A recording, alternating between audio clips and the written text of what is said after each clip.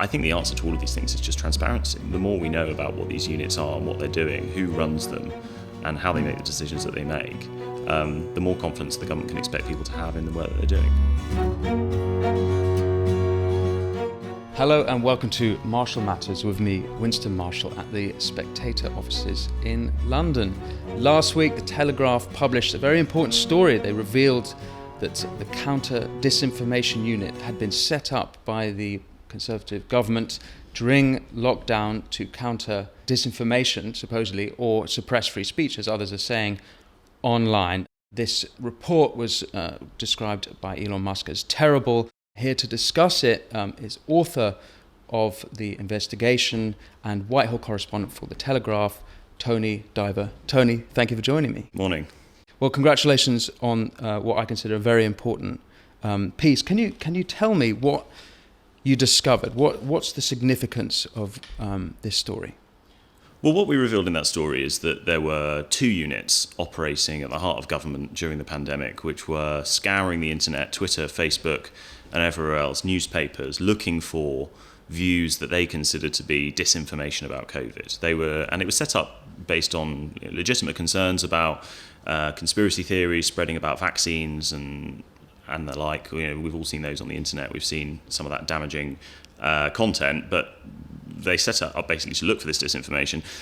But what happened was these units cast their nets very wide, and what they did was scooped up a lot of dissenting views on the internet, people saying quite legitimate things about the government's response to the pandemic, about the closure of schools, for instance, requiring children to wear masks in schools, lots of the stuff that we now consider to be fair game in terms of talking about the impacts of lockdown and what happened during the pandemic and the policy decisions that were made.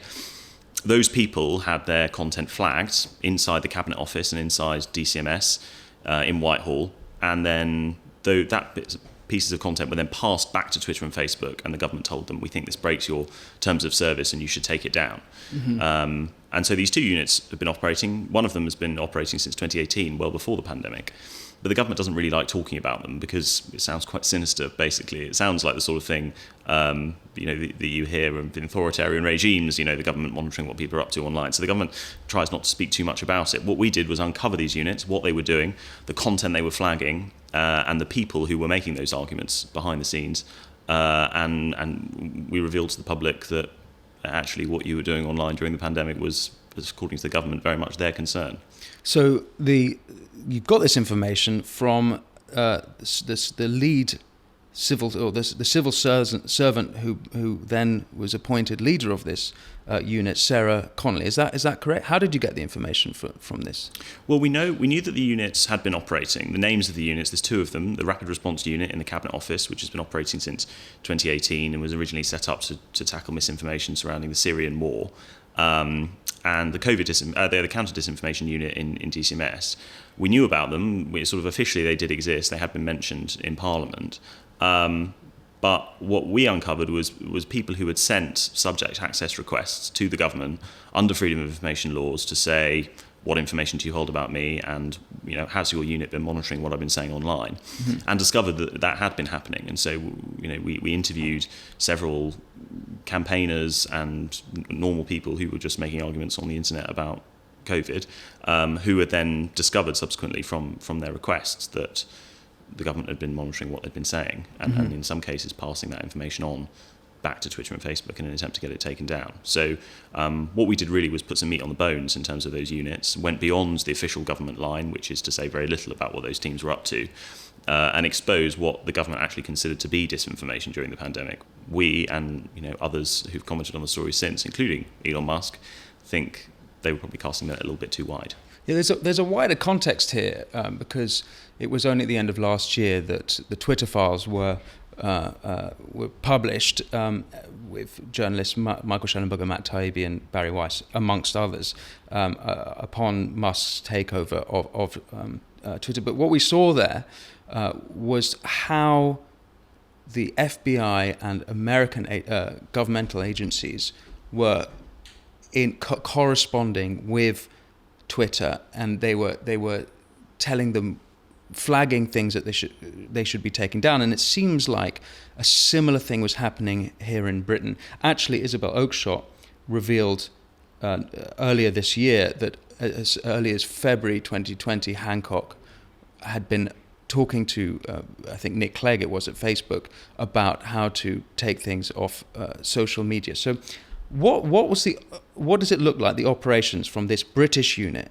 and the American tech companies? What was that relationship? What do we know about how they were operating? Well, we don't know fully. We don't understand exactly how those conversations happen because a lot of them happen behind closed doors. But perhaps I can just sketch out the sort of structure of the whole thing for you. There was the Counter Disinformation Unit was a team of civil servants based in DCMS, Culture, Media and Sport Department, which has now been separated off. And the unit still exists, sits in the Science and Technology Department now in Whitehall.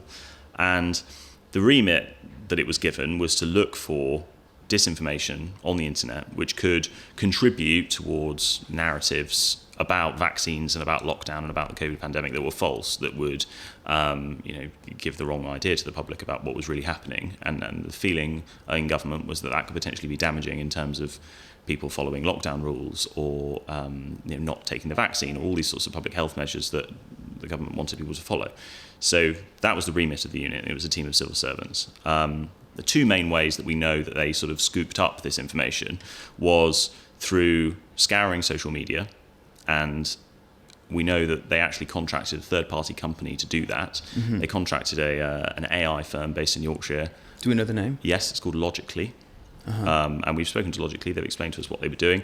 They were given a government contract. They were paid about £1.5 million over the course of the pandemic, and wow. They used an AI algorithm basically to search Twitter and Facebook to look for content which flagged suggestion of disinformation narratives. Uh-huh. And that content was then passed back to DCMS, and DCMS then had what is called a trusted flagger status with both Twitter and Facebook, which means that if you or I saw something on Twitter that we thought maybe breached the terms of service, maybe it was abusive or wrong or whatever, you can report it. Mm-hmm. All the social media firms have a function to do that. But the government has a special relationship with these organisations, which means that essentially their stuff that they flag goes to the top of the queue and it gets looked at straight away mm-hmm. by the administrators of those social media sites.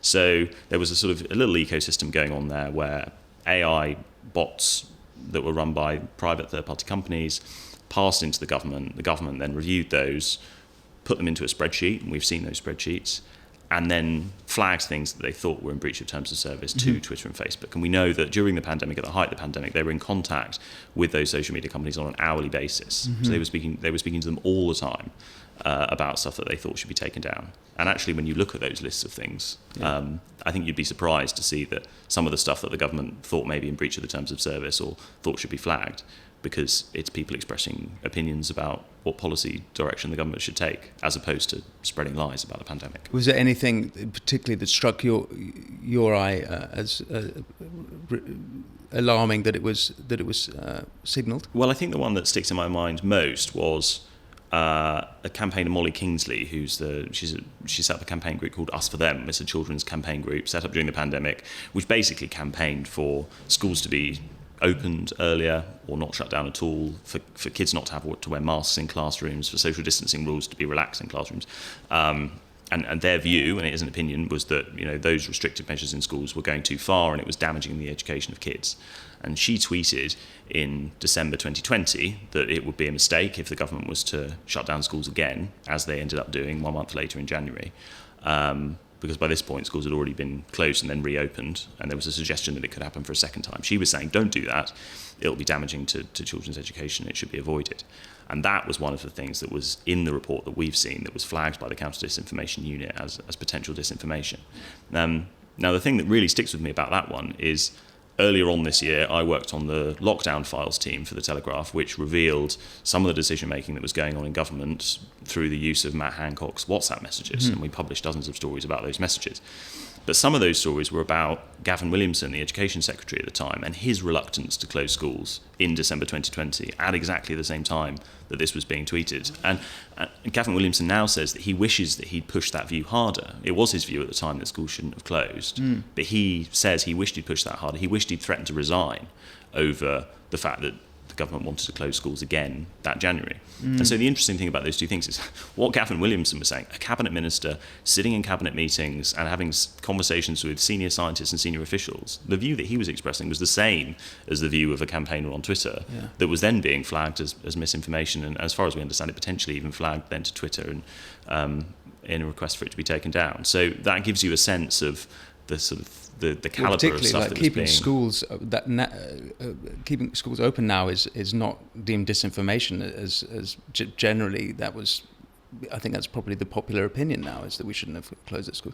But we'll get into the lockdown fast, because you're one of the journalists on that story, and I'm interested to hear more about that. But before we do, the government response to your investigation has been that they didn't ask tech to censor anything that wasn't already breaking the rules of the tech companies themselves.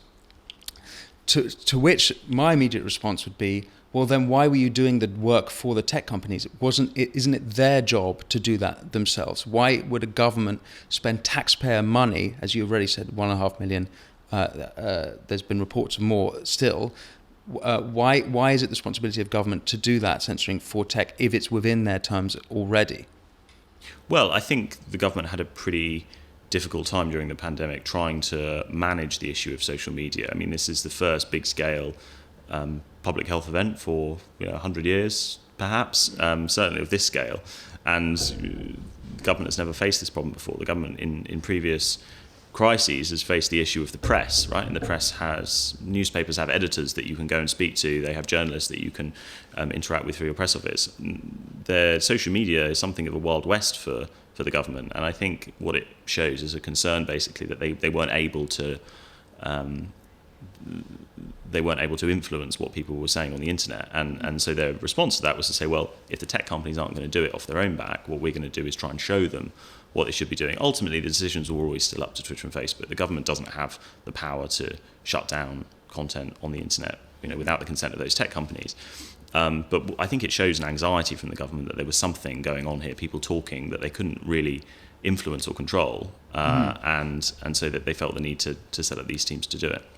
There's a link here, and you've mentioned the DCMS because this is where the unit was coming out of, but DCMS is also where the online safety bill is coming out of. Here, what's the latest on the online safety bill, and what are there similar? Do you share similar concerns about that bill as with, let's say, the counter disinformation unit? Well, yeah, there've been plenty of concerns about that online safety bill because there was a concern that the list of things that should be taken down by these tech companies, and which actually the tech companies should face massive penalties for not removing, was too long, and that it could have potential impacts on free speech, and that the government had arguments in the Lords about this as well. I think it is the same instinct, isn't it? It's the same concern that there's something going on the internet that the government would like to regulate, and actually a lot of the stuff that we're talking about in terms of online safety is really horrible stuff that no person really wants to see going on the internet, certainly don't want children to have access to on the internet. But yeah, I think it's exactly the same instinct. And we have to think about this from the perspective of the tech companies as well, because actually for Twitter and Facebook, all of this stuff is a huge headache. The online safety bill and all of this disinformation stuff is a huge headache for the tech companies, because basically what the tech companies wanted is as little regulation as possible. They don't want to have to hire massive regulatory teams and lawyers to deal with stuff. They certainly don't want the legal consequences of not following these new laws and potentially being fined 10% of their global profits if they break them. So there is a bit of a wrestle going on here between the government's concerns about content on the internet and these these tech companies that would rather not be considered publishers, and would rather say, oh, it's something to do with us. This, people can say what they want on the internet, and there is both a regulatory and a free speech battle going on there. The free speech battle one is one I've explored a little bit on this podcast series, and there's a sort of line here.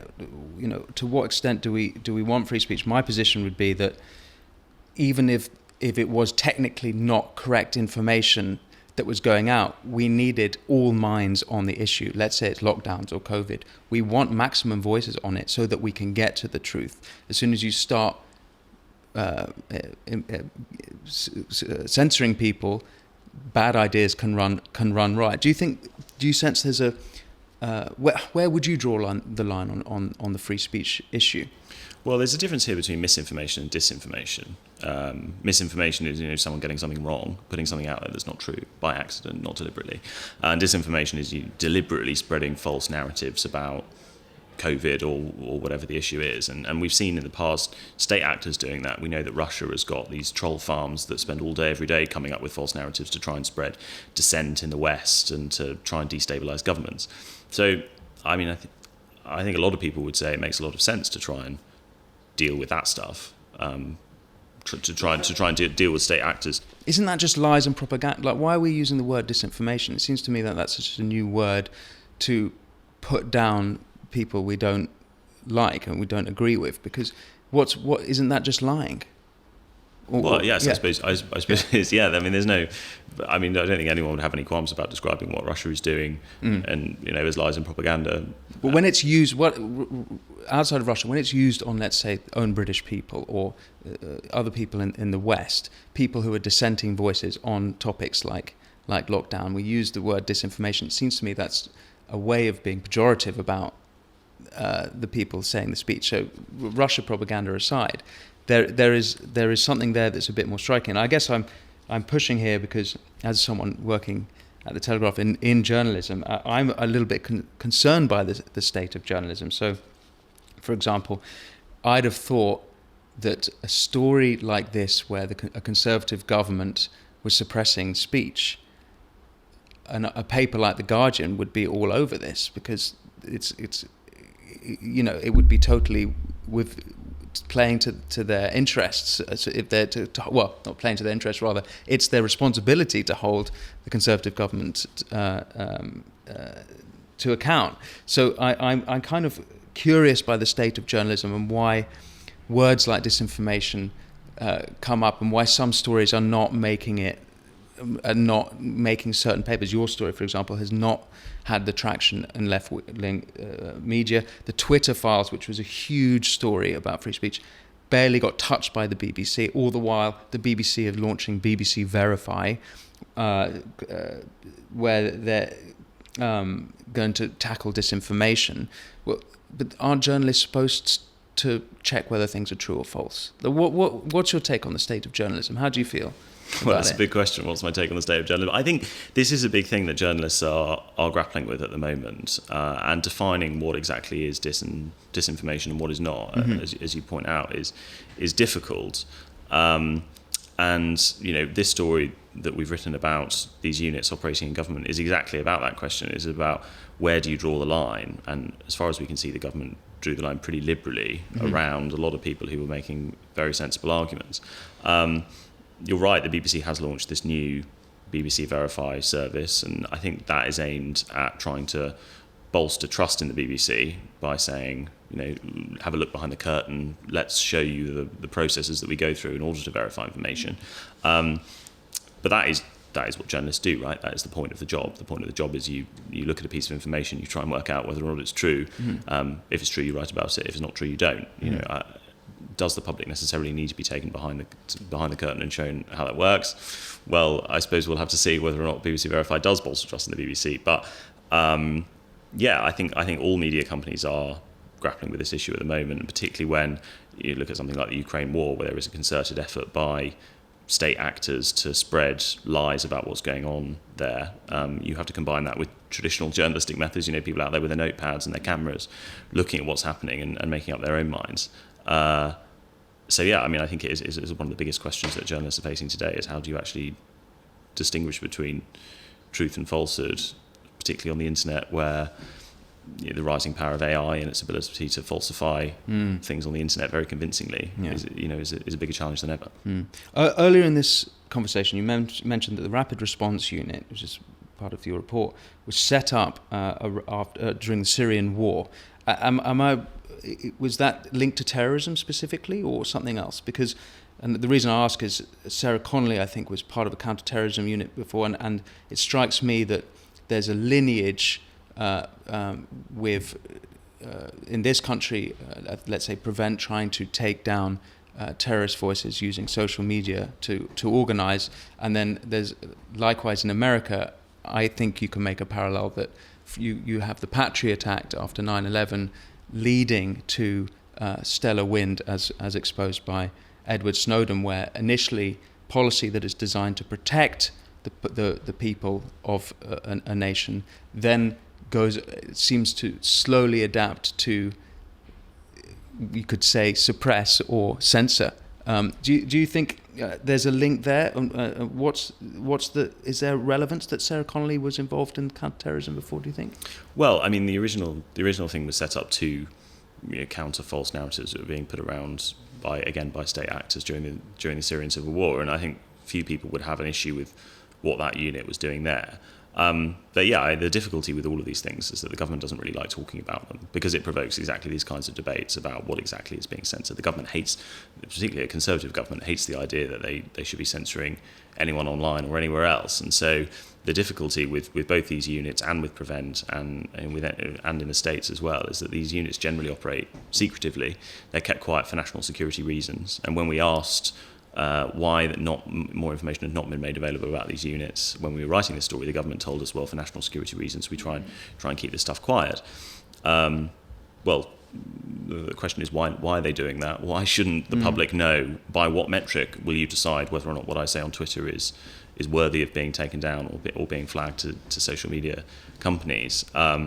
And there are people with their own concerns about the Prevent program, and the Prevent program has faced accusations of mission creep and of changing its initial purpose. Of course, the Prevent program was set up to prevent Islamic terror and to as a sort of early warning system, I suppose, to flag the potential radicalisation of people who could go on to commit terrorist acts in the future.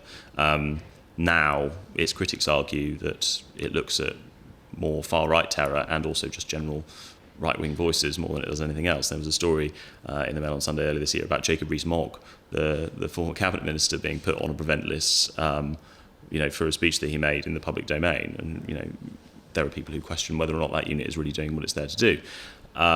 But I think the answer to all of these things is just transparency. The more we know about what these units are and what they're doing, who runs them, and how they make the decisions that they make, the more confidence the government can expect people to have in the work that they're doing. Did your investigation find there was any link to intelligence services? We didn't find any concrete link to intelligence services, no. We know there was a piece of work done by Big Brother Watch, the think tank, earlier this year that looked at some similar themes and looked at these units as well. And it found that there was some army involvement in some of these units during the pandemic. We know that army units were deployed all over the place for various different reasons during the pandemic. But the army does have a dedicated brigade, the 77th Brigade, which looks at misinformation, disinformation, and actually, works to spread positive or supportive narratives about what the British government is doing behind enemy lines during conflict. So we think that unit or something like it was involved as well. But How does that brigade work then? Well, they have a misinformation, disinformation brigade. They have when it goes behind enemy lines. Yeah, I'm not to find out whether enemy. I'm not an expert on this one. But there is a military brigade, the 77th Brigade, which is, it's not men with guns, it's men with laptops who are looking at, the information war. But the information war is, of course, part of how we do conflict now. And there's always been military intelligence, and there's always been people doing that stuff. But now, of course, it happens on the internet rather than dropping pamphlets out of aeroplanes or whatever we did in 1939. You mentioned Big Brother Watch there, and Silke Carlo has said that millions of pounds of taxpayer money has been spent on these counter-disinformation units, and you've already said that the government's paid $1.5 million, or nearly about $1.5 million to AI, the AI Logically, was it called? Is it true that how much more than the $1.5 million have they spent of taxpayer money? Have you got how much of a concept of how much they spent on this? Well, we don't have a total figure. Of course, what we can see, because they're in the public domain, is contracts that the government has taken out with third-party companies, money that is paid to them to do it, and these logically contracts are part of that. In fact, the government has been tendering recently for a new contract to do something quite similar, because we know this unit's still operating. It now sits in DSIT, the Science and Technology Department, And so more money is being spent on contractors on this all the time. Of course, the government contracts lots of things out to third-party companies and probably doesn't have a dedicated AI unit that's able to scout social media in that way. The thing that we're not able to put a number on is how much money was spent inside the department. Of course, we don't know how many people are involved in this team. We don't know exactly how long it was running for. We don't know what sort of resources it had. We don't know what budgets it had. So my instinct would be that the lion's share of the money that's been spent on these initiatives has been spent on public sector workers, on civil servants, rather than on contracts. But we're certainly talking well into the millions of pounds. Yeah. So can we go back to the lockdown files? So you mentioned it earlier, and you were one of the journalists on that when Isabel Oakeshott shared the 10,000 WhatsApp messages of Matt Hancock to the Telegraph. What do you think stood out from those messages, most concerning to you, Tony? Well, there were dozens of stories that we published as part of that investigation. What it showed was a lot of the advice that was going on behind the scenes. The first story we published, the splash on day one of that investigation, was that the government was warned about the virus spreading in care homes. Mm-hmm. And that became one of the biggest stories of the pandemic, was about people being discharged from hospitals who were COVID positive when we didn't have very much testing capacity and it was difficult to work out who was positive and who wasn't, being discharged into care homes where they were in contact with other elderly people. We revealed that the government was warned much earlier than it has ever been revealed before that would happen. And they didn't act. And, well, the government was in crisis because the hospitals were all full with elderly people who had COVID. And it was very difficult to find out whether or not they did have it because the testing capacity was so low. And so the government had to make a choice. Do you discharge people out of hospitals to free up hospital beds for other people who need to be put on ventilators? Or do you leave them there, and what are the consequences of that? And it had always been the assumption that the government never really understood the extent to which the virus was spreading care homes if they were to discharge. We revealed that Matt Hancock was warned that would happen, and ultimately it did, and that was contributed significantly to the death toll during the pandemic.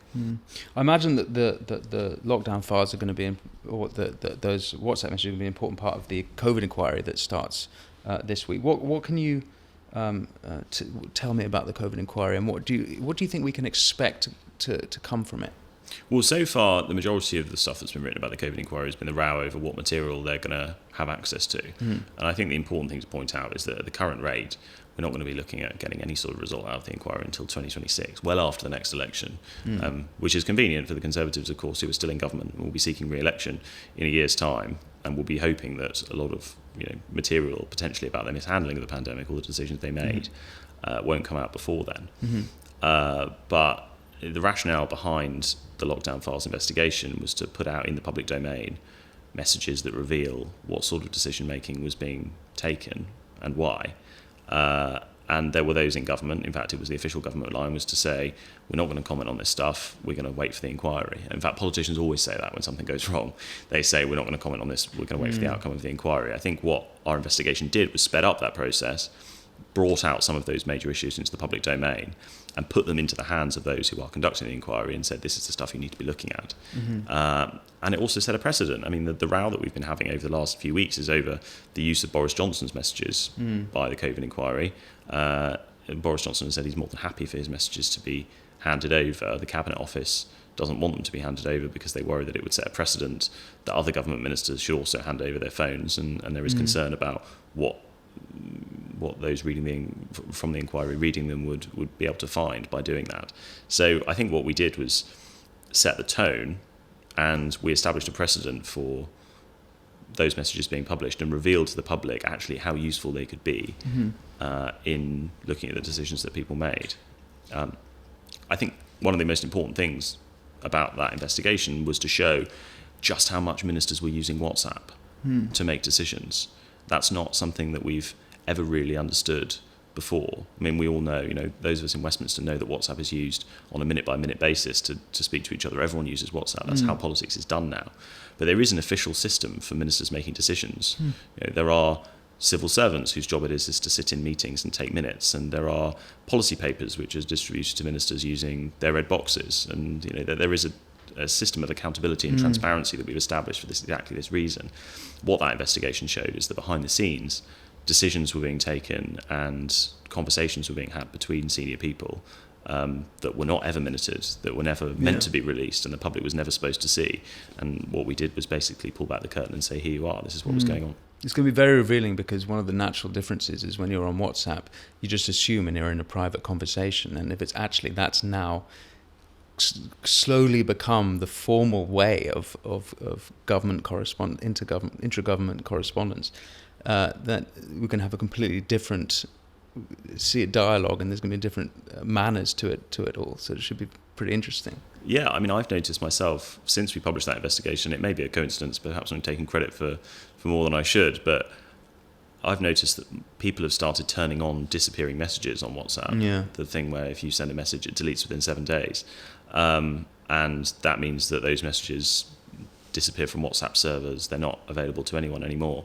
And they're certainly not available to be published by journalists or visited by public inquiry in years to come. Mm-hmm. So, in a way, perhaps it's driven people underground even further, and people are taking greater measures to ensure that their conversations remain secret. This isn't just significant, by the way, to politicians and people working in government. It applies to all people. If you want to take someone to court for libel or slander, or libel rather, you have to give up your phone and all your private emails and private messages for lawyers to check, even if you believe they were private. They are in the public domain. You see this.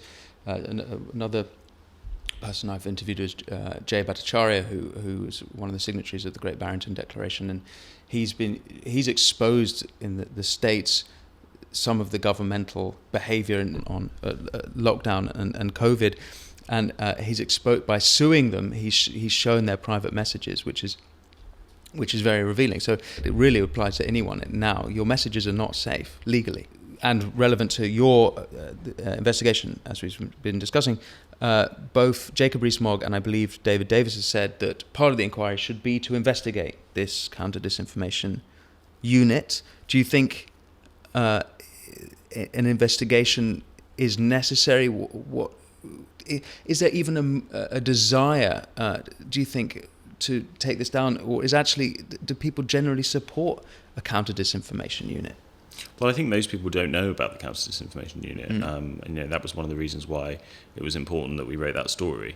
I think there is clearly political appetite to look into this stuff, and particularly on the Conservative benches, actually, and you have that slightly strange situation where you've got a Conservative government that you would generally expect to be suspicious of these kind of initiatives, being criticised by its own MPs on the backbenches for doing exactly that.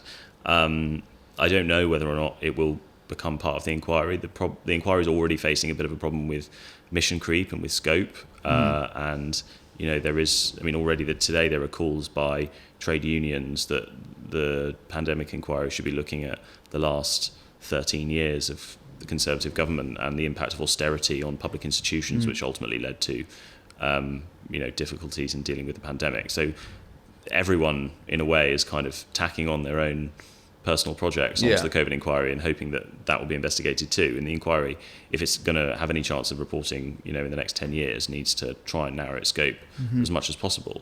But I think, this is something that people have major concerns about, and at the very least, what those MPs will be hoping for is for the government to make a fuller public declaration of what exactly they were up to during the pandemic, to stop saying this was a matter of national security and therefore we can't talk about it, and actually say, look, this is how many people we had there, this is what they were doing, this is where they worked, this is how much stuff they flagged, here's how we decided what we flagged and what we didn't. And to people who had their content unfairly flagged as disinformation, perhaps to apologise and to say, we made a mistake, and if we were going to do the same thing again, we would keep the net a bit more tightly focused on what we were actually trying to achieve, which is tackle genuinely harmful narratives about COVID. Is there anything else we can expect from your investigations on Counter-Disinformation Unit, and are the investigations ongoing? Is there more to be revealed? Well, there are still things that we don't know about these units, and one of the interesting elements of it is exactly how they interacted with social media companies. And I said to you earlier that we don't fully understand exactly who was making those decisions and how stuff was being flagged. We do know, because we've seen an email that was passed to Big Brother Watch, that think tank, from Twitter, that about 6 in 10 of the requests that were made for content to be removed were actually ignored. Twitter said actually it doesn't really violate our terms of service at all, so we don't want to do anything about it. And we also know from his public comments about our story that Elon Musk doesn't think that Twitter's interaction with the government was great. He said it was terrible. Mm-hmm. So perhaps we can expect, in a sort of forward-looking newsy way, we could expect to see Twitter do something about it, perhaps, or Twitter to make a statement about what it might do in the future. And that perhaps would give people who have free speech concerns about these units a bit more confidence about what could happen next time round.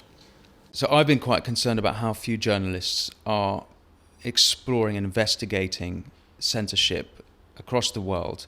Obviously, I mentioned the Twitter Files journalist and Michael Schellenberger, who's one of those journalists, republished your investigation on his American newsletter, Public, and he's been very vocal about it. But it's, as I've mentioned already in this interview, I've been concerned by how little other mainstream media have not picked up on it. And so I wish you and your investigation team, well, firstly, congratulations on breaking this important story, and I wish you all the best in continuing to pursue what I deem exceptionally important issues, and I look forward to following your writing. So, Tony Diver, thank you so much for speaking with me today. Thank you for having me.